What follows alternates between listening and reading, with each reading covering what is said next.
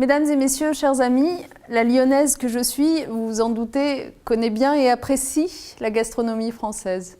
C'est donc pour moi un vrai regret de ne pas pouvoir être des vôtres aujourd'hui pour cette finale du concours de la seconde édition de Silver Fourchette. Mais c'est aussi cette connaissance de la cuisine qui me permet de saluer l'innovation que constitue ce concours, qui nous rappelle que la gastronomie, ça n'est pas réservé aux cuisines de quelques grands établissements renommés, mais que cette gastronomie est avant tout attachée à celles et ceux qui cuisinent.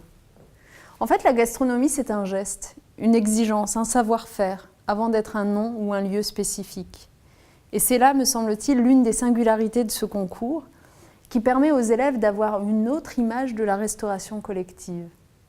Les préjugés dans ce domaine, comme dans d'autres, sont tenaces, et il n'y a pas meilleur moyen pour les faire voler en éclats que de confronter les élèves à une expérience aussi intense que celle que vous proposez.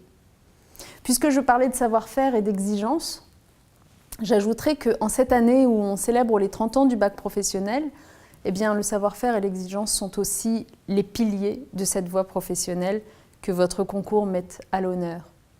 Je veux saluer les lycées d'hôtellerie et de restauration qui sont associés et féliciter les candidats de ce concours difficile. Vos épreuves n'ont rien à envier à celles des émissions télévisées. Ce sont des moments éprouvants, émouvants aussi parce que cuisiner, c'est partager des saveurs et des émotions, mais aussi des compétences et des savoir-faire. Tout cela, au fond, se transmet et c'est aussi un aspect innovant de votre concours. Associer des lycéens, des chefs d'EHPAD pour réaliser les menus, mais aussi plus largement pour aborder des questions de nutrition et conjuguer ainsi le plaisir de faire et la profondeur de la réflexion. Toutes ces qualités expliquent sans doute l'engouement et la mobilisation à laquelle a donné lieu cette seconde édition, de la part des partenaires, des EHPAD, des académies. Et je veux saluer le parrain du concours, Thierry Marx, ainsi que le président du groupe SOS, Jean-Marc Borrello, et la secrétaire d'État aux personnes âgées, Pascale Boitard, sans oublier Dominique Versini de la mairie de Paris. Ce concours a évidemment une dernière spécificité, et c'est pour moi la plus innovante, la plus évidente aussi. C'est le fait que Silver Fourchette redonne au plaisir de la table un rôle essentiel, qui est celui tout simplement de nous rassembler.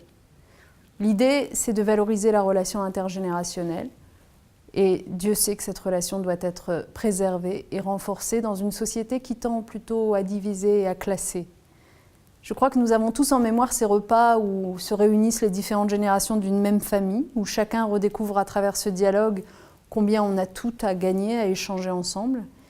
Se mettre autour de la table, partager un repas, le préparer ensemble, en envisageant y compris les problématiques spécifiques à la nutrition des personnes âgées, en veillant aussi à redonner à ces personnes âgées tout simplement le goût de manger. Eh bien voilà ce que permet ce concours. Voilà ce qui fait sa force. Voilà ce qui m'amène à avoir voulu vous féliciter toutes et tous et à vous souhaiter une magnifique remise de prix et une mobilisation encore plus importante pour la 3e édition.